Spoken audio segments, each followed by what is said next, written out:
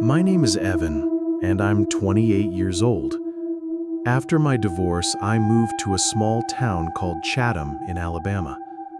Apart from my parents' house, I didn't really have anywhere else to go, so I came to live in my grandfather's old house. He'd passed away a few years ago and left the place to us. It's about 10 minutes outside town, sitting on 10 acres surrounded by woods. It's real quiet out there. I thought I'd enjoy that.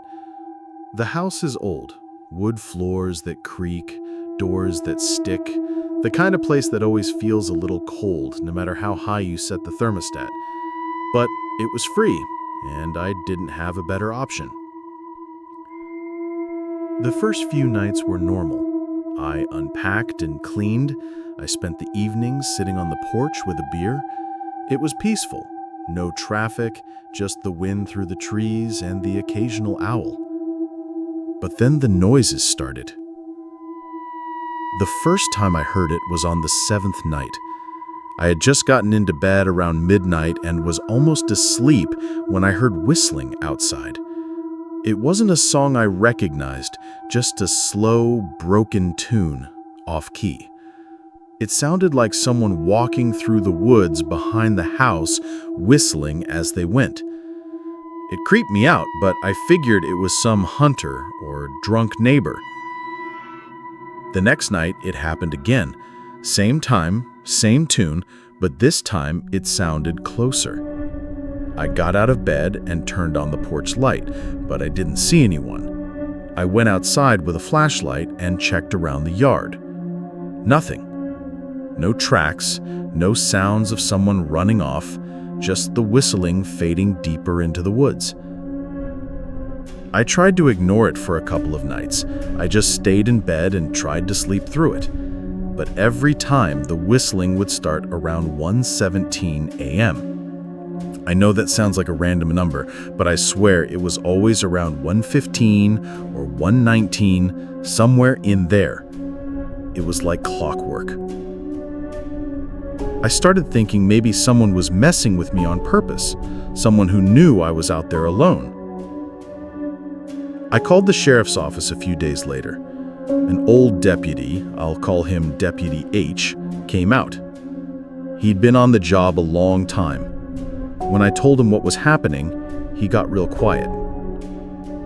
He said, word for word, "Your granddaddy used to call us about the same thing. Said someone was whistling around the property late at night. Always in the spring. We never found anything. I figured he was just getting old, but now you're hearing it too." That shook me. I had no idea my grandfather had dealt with this. Deputy H told me to keep the doors locked and stay inside after dark. I started doing that. Not like I wasn't already. I double-checked every window. One night, I even put chairs under the doorknobs. But the whistling kept coming closer every night. One night, I heard it behind the shed. It was louder than usual, like the person was standing right outside. I grabbed my flashlight and looked through the blinds. I didn't see anyone, but I didn't dare go outside. The next night, I heard it from the front porch, right by the door. 3 long whistles, then silence. The night after that, it came from under the floorboards. I swear to God, it was like someone was in the crawl space whistling up through the vents. I didn't sleep at all that night. I started digging through the attic the next day, trying to find anything my grandfather had left behind. I found a box of his journals. He wrote about the whistling. He said it happened every spring for over 10 years. He didn't know who it was, but he thought it was someone watching the house. He said he used to sit up with a rifle by the front door just in case. He said it only ever happened when he lived alone, after my grandmother died. I called Deputy H again. He came by and read the journal, and he looked nervous. He told me to be careful. He said, "Don't open the door if you don't know who it is." That night, I stayed up. I sat on the couch with a shotgun across my lap, a shotgun I barely knew how to load. I waited. At 1:17 a.m., the whistling started again. But this time, it didn't come from outside. It came from the hallway. Inside the house. I froze. The hallway light was off. I could hear the whistling moving closer, step by step. I stood up, aimed the shotgun, and shouted, "Who's there?" The whistling stopped. I flipped the hallway light on. Nothing was there. No one. I didn't sleep again after that. It was 2 nights since then, and I hadn't heard it again. I was getting sick. I didn't know who this person was. I didn't know why they picked me or my grandfather, but it was real and I knew it was. I don't believe in hallucinations to that degree, nor do I believe in anything paranormal. This was a real person. After that night, things went quiet for 2 days. No sounds, no movement, no sign of anything. I thought maybe it was finally over. On the 3rd night, I went to bed just after midnight. I didn't stay up this time. I left the hallway light on, just in case. At exactly 1:17 a.m., I woke up to a new sound. Not whistling, knocking. Slow, spaced-out knocks, 3 of them. They were coming from inside the house, from the back door. Then silence. I didn't move. I stayed in bed, listening. A minute later, I heard a new sound. A creak from the floorboard in the hallway, then another. Someone was walking. The hallway light went out. I grabbed my shotgun, heart pounding, and stepped out of the bedroom. The hallway was dark, but at the end of it, I saw something. A person wearing black clothes, pale face. They were standing perfectly still, just watching me. I raised the shotgun, but my hands were shaking. I tried to speak, but my mouth was dry. "Don't move!" I screamed with my shaky voice. I saw in the dark the person slowly start lifting their leg and turning as if they were about to run. "Stop!" I screamed. At that moment, they darted out of the hallway, out of my line of sight. I heard their surprisingly heavy footsteps stomping out the front door into the dark. I ran outside and fired a shot, not into the air, but straight ahead into the darkness, low-key hoping I'd hit him in the dark. "Don't come back!" I screamed. The shot hurt my ears, ricocheting off the walls of the house and the deck. I locked up the house, got to my truck, and drove into town. I slept in my truck that night. The next morning, Deputy H drove out there and the front door to the house was unlocked again. That confirmed that whoever that person was had a key to my grandfather's house. Nothing was broken or missing, but Deputy H recommended I change the locks. He also, off the record, suggested I moved out of that old place because someone out in those woods hadn't taken kindly to either my grandfather or myself being in that house. I drove out to the local home improvement store and switched the locks that day, that same hour. After that, I left that house to go to my parents' house out of state for a while. I left it to my dad to eventually sell that house. Anything of sentimental value we took out, and the rest was just left in there or sold. My father, of course, left out the fact that there's some creep who's been stalking the house for apparently decades now. How they potentially got a key, who they were, why my grandfather never said anything, I don't know. It all disturbs me deeply. I personally think it was some disturbed creep living in a nearby house. I eventually moved to a more urban area. This experience left me honestly too unsettled to live in a remote location. I'm 16 and live in the city now, but I spent the first 8 years of my life in the countryside. For some people, it might seem weird that I was allowed, from a very young age, to walk around the small village without being supervised by my parents. The area itself wasn't very big, and the entire population was about 90 people maximum. Basically, everyone knew everyone, to the point that me and my friends remembered the car numbers and who they belonged to. It was a hot summer day. My friend, who I'll call Julian, and I were dead thirsty for some Coca-Cola. Back then, soda was very cheap at those little supermarkets, and we really needed a couple of pennies to get the right amount of money to buy 2 cans. Luckily, an old woman called us from her house. She explained that she was going to make some mint tea for everyone since her birthday was coming up. The issue was, she'd run out of mint plants, so she told us that if we'd fill 2 plastic bags with mint leaves, she would buy us as much soda as we wanted. Julian and I thought it was a great idea, since I didn't want to ask my parents for any money. Soon later that day, we started searching. The sun was literally frying our foreheads, and our clothes were soaked in sweat. We searched for mint, but despite our efforts, we barely filled half of the first plastic bag. Both of us were very frustrated, since we knew there was no way we would actually manage to gather enough leaves before the sun went down. Still, we kept walking and looking around, hoping that some miracle would happen, and we would find a field full of plants. Suddenly, 2 tall guys approached us completely out of nowhere. And when I say tall, they were probably like 5'7", yet they seemed like giants to our 7-year-old selves. What surprised me the most was that they were both covered in black clothes, large hoodies and tight pants. None of them looked older than 17.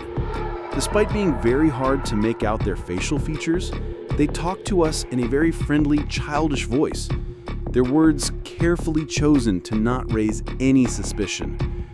"Are you kids both alone?" Julian looked at me.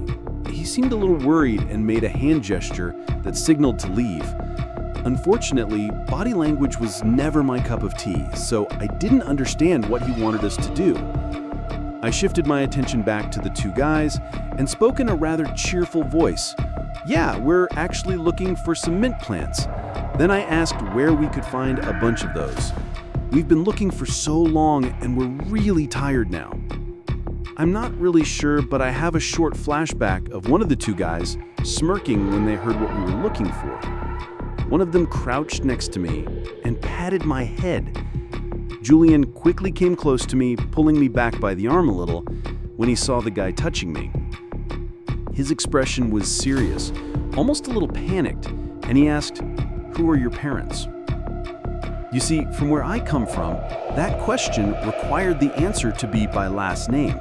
Since there were so few people and not many new generations were born, asking who your parents were was a common way to identify the entire bloodline of the person.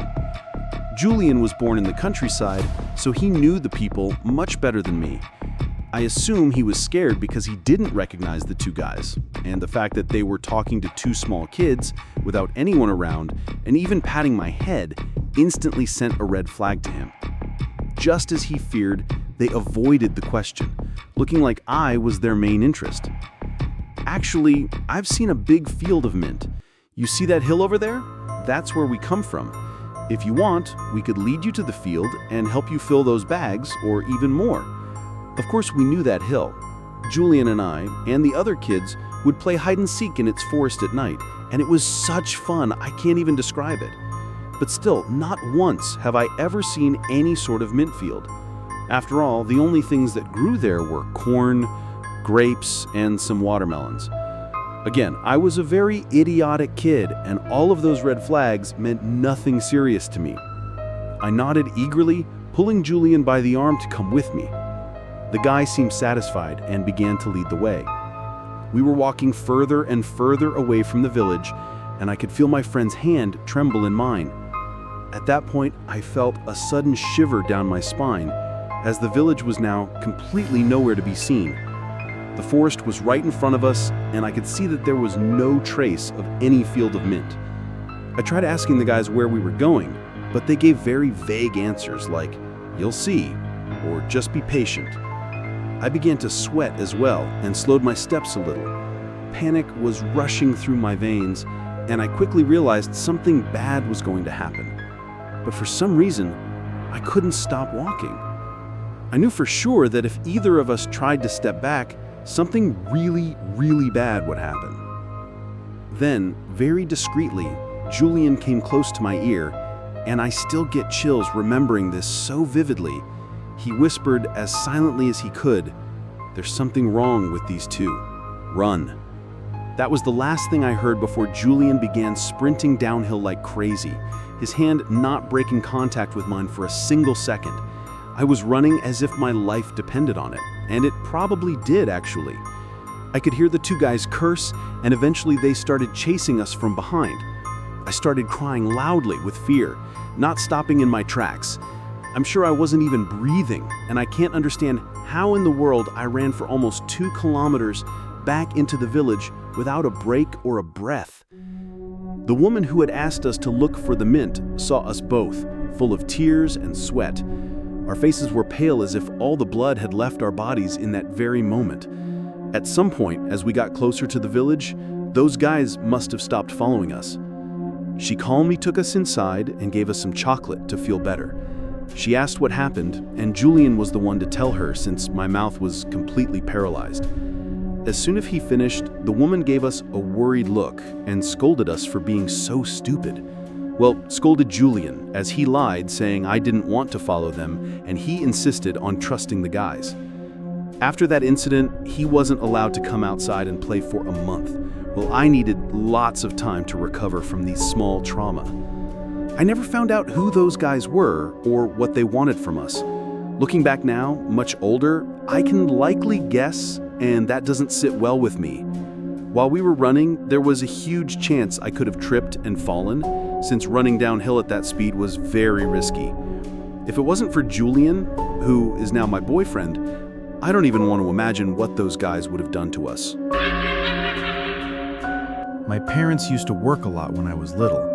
They both had to work 2 jobs because they needed extra support for me and my older brother, Cameron. Their jobs kept us on our feet, but still required them to be gone most of the time, so they hired a babysitter for us through some website. It was a young white girl, maybe early 20s, named Michelle. For about 4 to 5 months, Michelle came over every weekday to babysit us, me being 7 and Cam being 8. We both loved having Michelle around. She was young, polite, and very energetic, which meant we could have a lot of fun playing with her versus some old lady who's always tired and in a bad mood.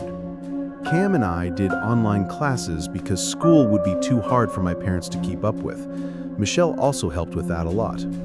When summertime came around, my parents told Michelle she should go relax for a bit. You know, they wanted her to have a nice summer vacation, especially after all she'd done for us. But that also meant we didn't have a babysitter for the summer.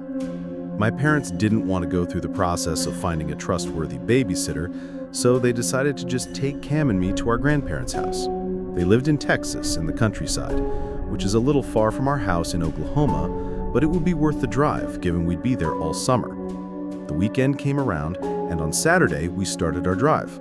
The ride was beautiful, but obviously to little me, it was the most boring, nauseous experience ever. We finally made it to their house after what felt like forever. It was a medium-sized cabin-looking house in the middle of a big open field with woods around the back.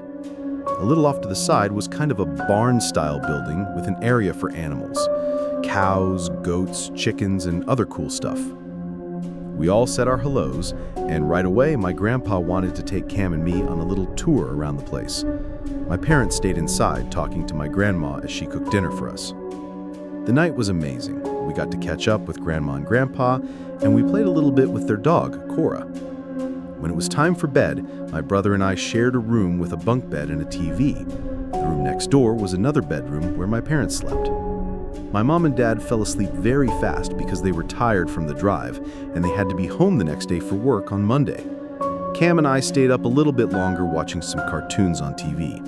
After a bit, we finally went to sleep with the TV on. Around 2 a.m., I was woken up by the sound of footsteps outside my window. Heavy footsteps. I couldn't see what was out there because the window had blinds over it. The footsteps didn't wake up Cam because the TV was still playing, but I could still hear them. I then heard a weird noise coming from the window, and after 2 seconds, I heard a grunt. Someone was trying to open it. I went to my parents' room to wake them up and tell them. They didn't really believe me and thought it was my imagination, of course. But when they went to check, nothing was there. So they just brushed it off as an animal sound. We were in the middle of nowhere after all, and maybe my kid brain really did think it was something it wasn't. I fell back asleep after 5 minutes of just laying there. In the morning, I woke up to the delicious smell of my grandma cooking breakfast as my parents were packing to go home.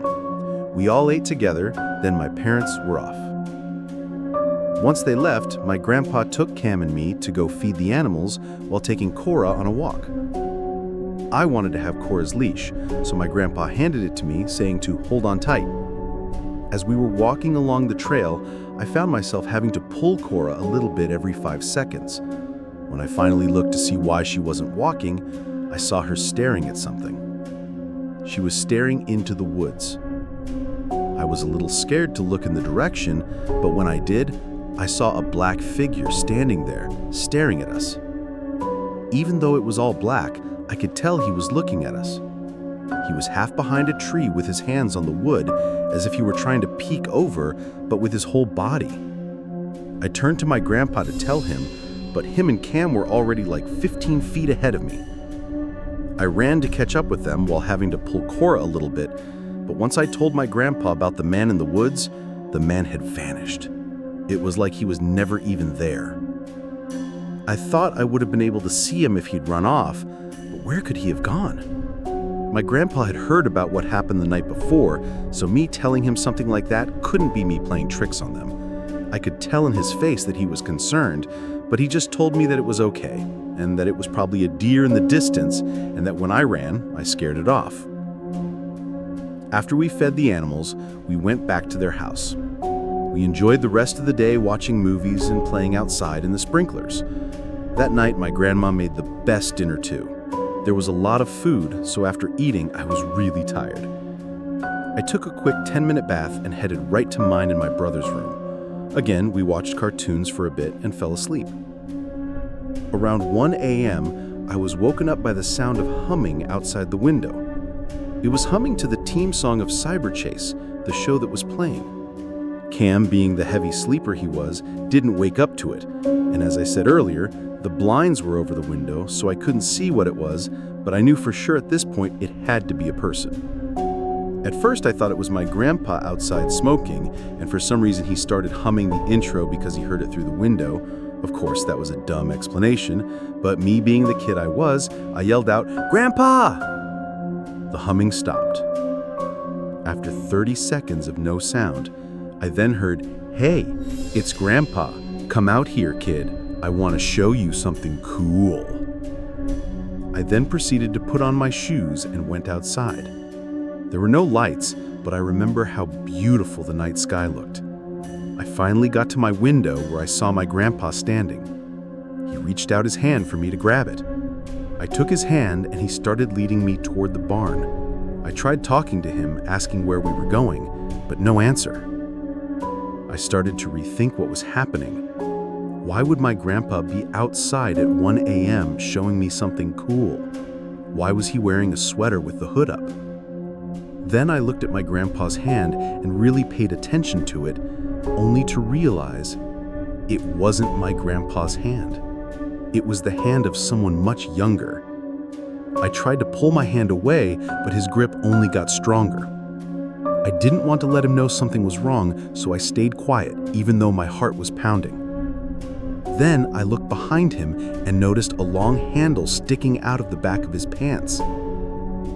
That's when I really panicked inside. Suddenly, I heard my grandpa's voice calling from the house. I didn't say anything back, but the man turned his head toward the sound.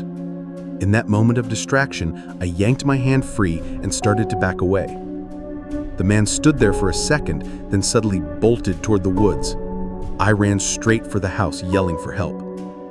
By the time I got inside, my grandpa was waiting for me with his arms wide open, and my grandma had the phone hurriedly talking to the police. Not long after, the cops showed up and started searching the area. They found the man hiding in a ditch not far from the house. In that ditch was some stuff he'd taken from the barn, and most disturbingly of all, they said he had an axe tucked into the back of his pants. After further investigation, they found that the lock on my grandpa's shed had been broken off, leaving it open for anyone to get anything they pleased. In the shed were a lot of tools that could have caused more trouble. After a couple of days, my grandpa found out that the man turned out to be Michelle's ex-boyfriend, who all just called Dave. Dave admitted to have been stalking us and planned to take me that night. He figured it was easier to take a little girl, so he went after me. He said he wanted to take me because he knew Michelle cared about me a lot, and if he had threatened to hurt me, he could make Michelle do anything. Dave stated he was never actually going to hurt me. He claimed he wanted to use me to get back with Michelle because he wanted to start over and live a happy life with her. After this whole incident, our parents picked Cam and me up a week later and started looking for better jobs so they could be home with us more often. They also let Michelle go, which is understandable. I'm so grateful that the police station wasn't that far from my grandparents' house, but most importantly, I'm thankful that my grandpa had woken up that night to use the bathroom. Even after 20 years, it still gives me chills to think about what would have happened to me that night.